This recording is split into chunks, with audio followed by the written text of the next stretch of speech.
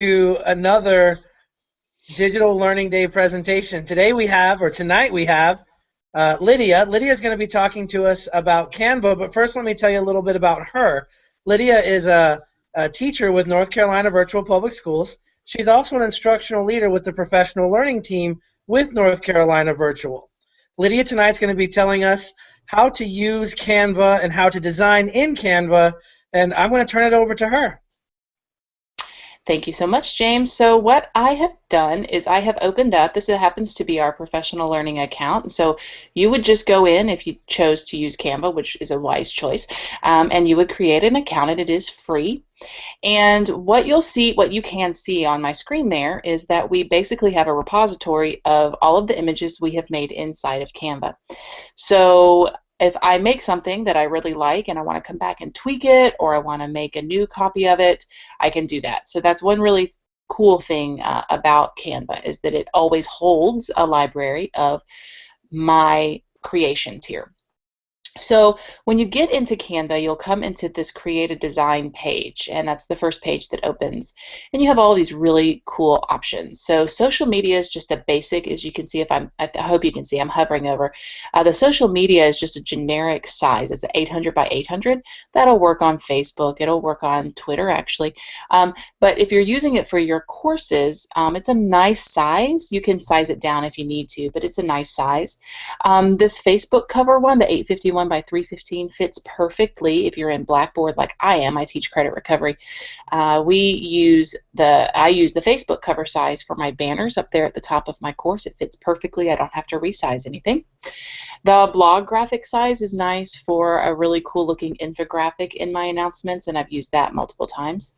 And then notice that you have an option for more. So if you click on that, it gives you the cool swooshy thing, and you can look through all of these different sizes. The neat thing about when you scroll through the different sizes is if you pick one, which I'm going to do here in just a moment, if you pick one, you will be given a lot of different templates that fit that size. And they have done a good job in Canva. Whoever the creators are, pretty darn smart. They do a good job of providing relevant templates. So it's not like they just give you these blank, just like, I'll show you in a second, but they do a good job of being relevant. Some things down here in the social media and email headers that might be something that you would like as a teacher, of course, would include like a Facebook event. I used that for the NCBPS DARE, the DLD, the Digital Learning Day today. YouTube, if you happen to have a YouTube channel and you want to have a thumbnail, sometimes if you make a YouTube video of like yourself talking, you end up being frozen in this really awkward position. So you can actually make a thumbnail that looks nice and looks professional and load that into your video. Also YouTube channel art, so that would be the top of your channel and can look really good. If you have Twitter, and I know Taryn Odom talked about Twitter earlier today, and so if you're wanting to have your Twitter account look really professional and have some things in there that are about you as a teacher, you could create your Twitter header there. And Facebook cover, same difference. And then there are, like I said, some other things down in here that you can choose from. Another cool thing to know is that you can also use custom dimensions, and when you do that, you set your width and your height. So if you know that you just want an image that's like 350 by 350, you want that size square because it fits nicely into your announcements, then just use that custom dimensions. And you want to use the PX, which is pixels. All right, so let's go ahead and make together, and I'll show you how do you do that. I'm just going to make a social media post, or image rather. So it loads up, and you can see, like I said, the different layouts that pop up. So the key with Canva to make it free, because there's the free option, and then there are ways that you actually have to pay money. So the free ones are very nicely labeled right here, free. And those that cost money are also very nicely labeled with a nifty little $sign. And so you can just scroll through. You can see right now they have Valentine's Day stuff still up. And like I said, it's relevant, right? So that might have been something if I'm in social media that I wanted to make a Valentine's Day post. But if you keep scrolling, they have the Chinese New Year. They have the regular New Year. Is that a regular New Year? Hey, Lydia. Yeah. I just wanted to let you know that you are no longer sharing your screen, and we are watching you. Oh, I'm so glad you'd you've like to been go back to watching your me. screen, make sure that you are sharing that. I'm so glad you could see me talking there. Hang on just one second.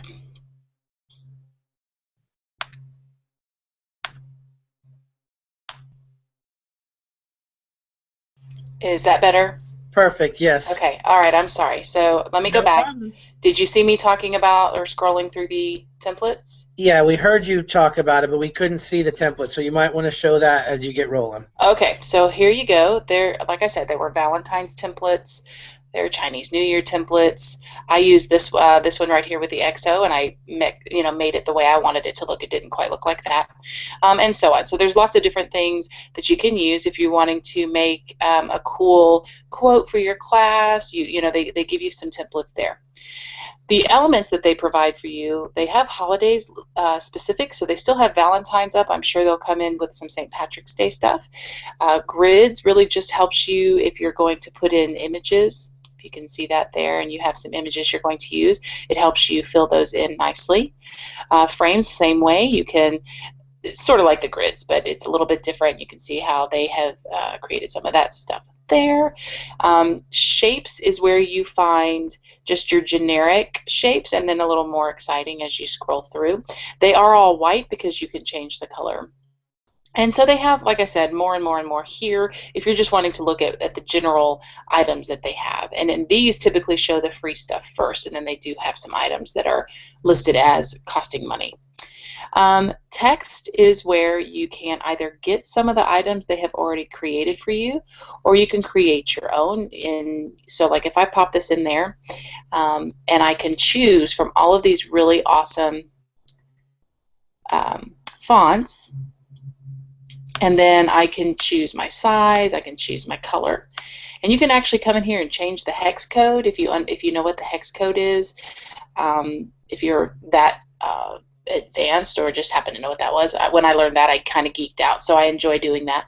And then you can also, there are some other options inside, and most everything has these different little options. Of course, the text is going to have the uppercase and centering and all of that kind of stuff, but then most of them have where you can link it out, which is neat because you can actually create a PDF in here, or the transparency, so I can make it lighter or darker depending. So what I want to do right now is I'm sorry, let me back up, and then you can change your background. So they have some that are, like I said, generic in here. They have the ones that cost, they have those that are free, and then you can upload. So you can see here that we've been working in the back channel here for this particular account, and we have some items that we got from Pixabay or other various places, and we have been putting those in there. So what I want to do right now is I want to make a graphic that we could use, and I'll show you how I personally do those. So first I want to work on my background, and I'm going to just make one for Digital Learning Day, and you'll see, so it's a black background because I want to stick with our brand, and we had this cool flame that I'm going to resize here so that it's not as big, and it's going to look cool down there in the corner. And then we have our logo, so I'm going to put that down in the other corner so that we can make sure that our branding stays the same all the way through. Then we also were using the hashtags today of DL Day, NCPPS, and DL Day. And what I want to do so that it looks good is I want to left align those so that they stay together. I've been doing that at size 18 font, and the the font I've been using has been, is it Ubuntu, I think is how it's pronounced, and so I'll pull that down right there. Okay, so now I want to put in a quote perhaps from someone, and I'll say it's my quote. So you can see that I'm just typing in. It's very easy.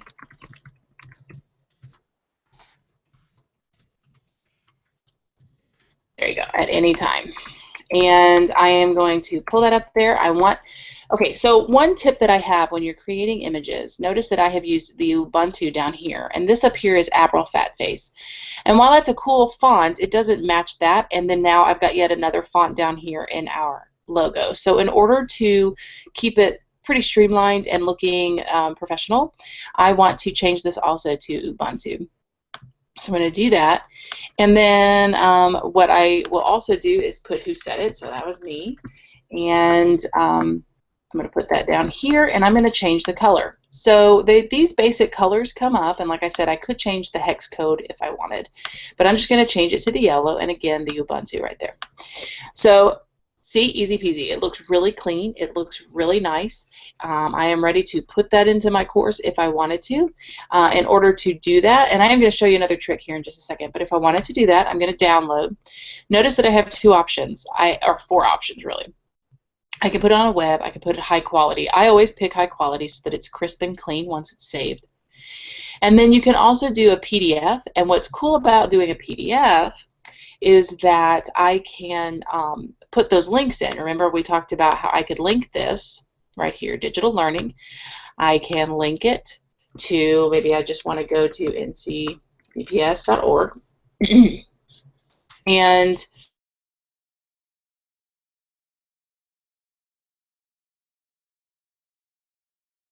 download, it will let me click on that digital learning. And I have to give a shout out to Don Lurcy for that one. I had no clue that was even possible, and here I thought I knew all this stuff about Canva, and he was the one that asked me if I could just put some links in, and I thought he was nuts, but he was not nuts. It's actually an option there. Okay, so the other thing I wanted to show you is how to take an image and put it in the background and make it look, shoot, can you still see? Sorry, and make it look so that I can get the text on the front there.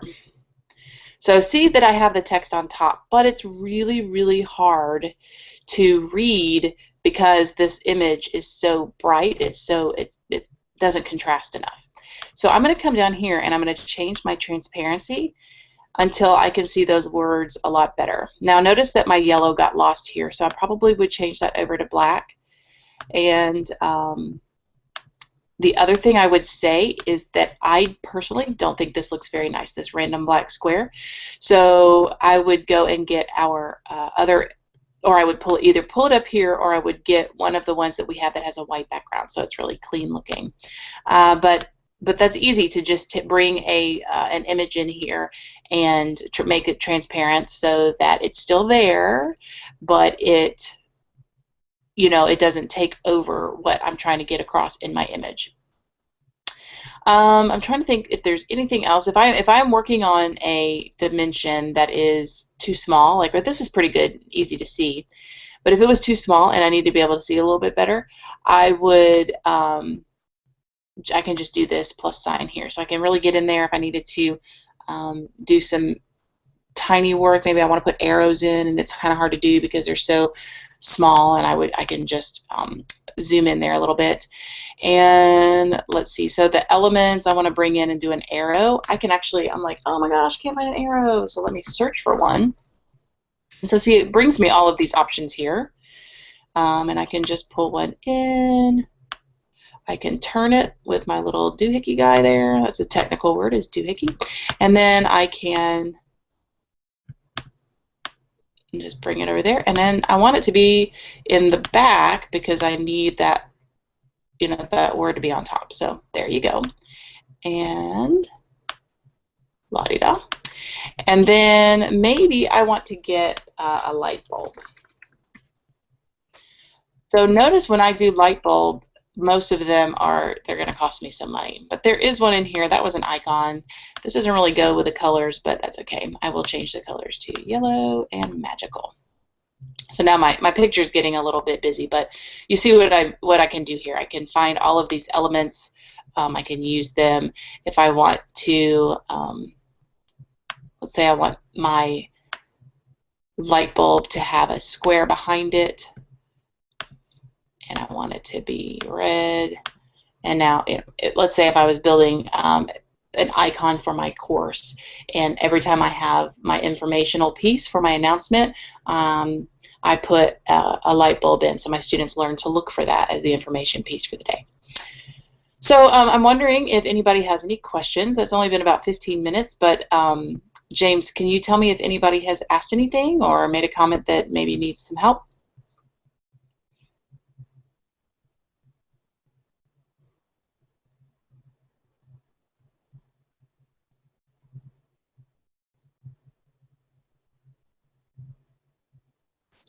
Are you guys still there? Yeah, we're here, Lydia. You disappeared for about 5 seconds, but you're back now. Oh no! I was asking if there were any questions that had been. No, there's no questions in the chat area. I think everyone is blown away by the ninja skills and Jedi mastery that you have over Canva. Well, do you guys have any questions or things that you've wondered about Canva? I actually, and I don't, you may have talked about this earlier. Can you go over the best options for building the Canva? At the very beginning, you talked about the templates, you talked about the banners and the Twitter banners and things like that. If you're just trying to make some kind of media advertisement, some kind of poster, if you will, what are the best ways to go with those? So my suggestion, if you're going for something that's going to be out on social media, if you're wanting to just advertise in general, I would do the social media, the 800 by 800, because it's just generic. But if you know specifically where you are going, where you want to be, if you're trying to make Pinterest, if you have the different ideas, then I would, and you know exactly what you're wanting to do, they are created so that they fit nicely in that particular social media outlet. Also, I was going to say that this is the free account for like personal use. If you have a business account, they actually, and I'm not saying everybody needs one, but just to answer the question, if you have a business account, it helps you toggle between creation. So let's say I've created something in Facebook for a Facebook post and I needed to look the same for a Twitter post. The business account would let me say, hey, now I need this as a Twitter post, and it would help me recreate it instead of having to go back out. That was my next question, if you could actually kind of duplicate them. So you can do that in the paid account, but not the free account. Well, okay, technically, yeah. But what I can do, so like let's say I want to take this using Canva. This was my what do you call it? The artwork for our event. So let's say I wanted to tweak that a little bit. So I would just go and copy it. And then here's copy of using Canva. And that's basically what I did for all of these. I didn't keep going up and pressing Facebook cover. I copied them and then tweaked it. So then I can go in there, and it's currently called copy of blah, blah, blah, and I can rearrange, I can add items, I can change something if it doesn't look right. And then I can come right here and rename it. So there you go. Hey Lydia, this is Brian. I have Hey. a question. Do you have any tips to help people manage their time? Because I think some of us that are perfectionists could spend an exorbitant amount of time trying to do this, just trying to be all creative and fun. Do you have any tips for that? Yeah, in my opinion, and when it comes to graphic design, simpler is better. So really clean colors, really clean images is going to be the first step. And then the second step is just to, if you know your goal, is to just come in and if you've gotten to a point, like again, like I said, let's say if I was working on this one again and I had decided that this was going to be something regular that I used in my classroom as the icon that told my students that I am going to, that this is where information always is. So let's say every day I have a tip of the day, blah, blah, blah. So I would maybe create the basic templates that I always am going to use, and then all I have to do is come in and tweak. Maybe I change the colors, maybe I change the background. I don't like that picture anymore. I want a different background, so I'll just come in because I already have this created, and now I have this little guy on the computer, and now all it takes is me rearranging, and I might, again, make that transparent or more transparent so that my words stick out better. Does that make sense? I hope that makes sense. It does. Thank you. Yeah. Some great tips for sure. Canva has been a lifesaver for me just because, like I said, I used Photoshop before Canva came out in beta mode, and so I got to play in Canva when it was invitation only. So that's one reason I kind of am so comfortable with it. But it really is my go-to spot. I use Pixabay, which is what I think I mentioned that a few minutes ago.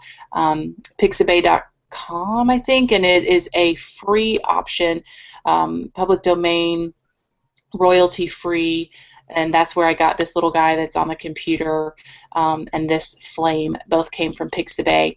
And then, of course, this is free from Canva. The arrow is free from Canva. This is ours. We own that as the PL group.